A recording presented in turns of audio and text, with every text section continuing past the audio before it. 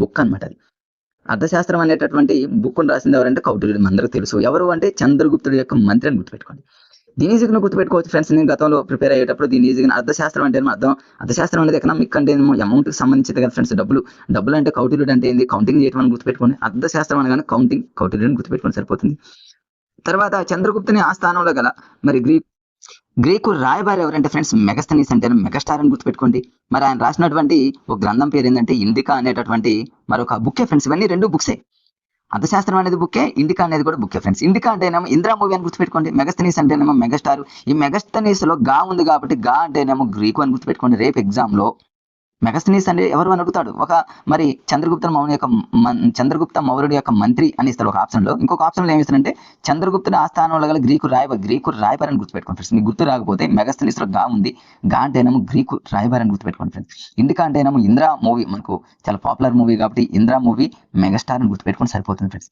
మరి అర్థశాస్త్రాన్ని గురించి యువతల టేబుల్ ఇంకొక చిన్న ఒక పాయింట్ ఇచ్చాడు. దీని మీద కూడా బిట్స్ ఇచ్చాడు. అంటే ఈ అర్థశాస్త్రం అనేటటువంటి బుక్ రాసినటువంటి కౌటిల్యుడు ఆ బుక్ లో ఏమని రాశాడు ఏంటంటే దాని గురించి ఇచ్చాడు ఫ్రెండ్స్. ఏమో రేపటి రోజు ఆప్షన్ లో మనల్ని కన్ఫ్యూజ్ చేయడానికి ఇస్తూ ఉంటాడు కాబట్టి దీని మీద కొంచెం మంచిగా ఫోకస్ పెట్టండి ఫ్రెండ్స్. అంటే రాజ్యాన్ని ఎలా జయించాలో, వాటిని ఎలా పరిపాలించాలో తెలియజేశాడు నా బుక్లో. అంతేకాకుండా రాజ్యాన్ని కుట్రలు కుతంత్రాల నుంచి ఏ విధంగా మనం కాపాడుకోవాలో, ఆ విధంగా మరి ఏ విధంగా పన్నులు వసూలు చేయాలో వీటన్నింటినీ దృష్టిలో పెట్టుకొని కౌటిల్యుడు అంటేనేమో కౌంటింగ్ అని గుర్తుపెట్టుకోండి. అర్థశాస్త్రం అంటేనేమో డబ్బులు కౌంటింగ్ అనేటటువంటి బుక్ లో ఇవన్నీ రాశాడు అనేటటువంటి విషయాన్ని మీరు మనసులో పెట్టుకోండి ఫ్రెండ్స్. అంతేగా కానీ ఇక్కడ చంద్రగుప్త మౌర్యుడి యొక్క మంత్రి ఎవరు అంటేనేమో కౌటిల్యుడు అంటేనేమో కౌంటింగ్ ఎప్పుడు మంత్రి చేస్తూ ఉంటాడు గుర్తుపెట్టుకోండి.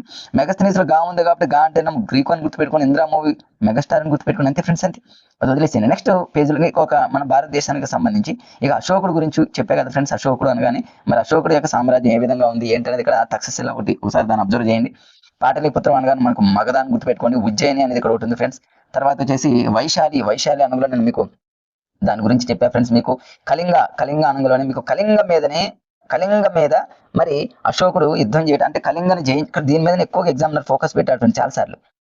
అంటే మన అశోకుడు ఈ కళింగని జయించడానికి వచ్చి అక్కడ యుద్ధం చేసి ఆ యుద్ధంలో కొన్ని వేల లక్షల మంది చనిపోయిన తర్వాత ఆ రక్తపాతాన్ని మన అశోకుడు ఒకసారి చూసి అక్కడ యుద్ధాన్ని ఆ రోజు ఆపినటువంటి మొట్టమొదటి వ్యక్తి ఎవరంటే అశోకుడు అని గుర్తుపెట్టుకోండి. అంటే యుద్ధాలను చేస్తూ యుద్ధంలో గెలుపొంది మరి తన యుద్ధాలనే విరమించుకున్నటువంటి ఏకైక వ్యక్తి ఎవరైనా ఉన్నారంటే అది కేవలం మన అశోకుడు అని గుర్తుపెట్టుకోండి ఫ్రెండ్స్. అశోకుడు అంటేనేమో శోకం కలిగించి ఇక కలిగించకూడదు అనుకున్నటువంటి వ్యక్తి అట్లా గుర్తుపెట్టుకోండి. అశోకుడు అంటేనేమో శోకము అంటే ఏడుపు అట్లా గుర్తుపెట్టుకోండి ఫ్రెండ్స్. కళింగ అంటేనేమో ఇది ప్రస్తుతం ఒరిస్సాలో ఉంది ఫ్రెండ్స్. ఒరిస్సా అంటే చూడండి ఇక్కడ వంగిలా ఉంది. మన భారతదేశం ఇలా ఉన్నప్పుడు ఈ పశ్చిమ కనుమలు ఈ తూర్పు కనుమలు ఉన్నప్పుడు ఈ తూర్పు కనుమల ప్లేస్ ఎలా ఉందంటే కొంచెం ఇట్లా వంగి ఉంది కదా ఫ్రెండ్స్.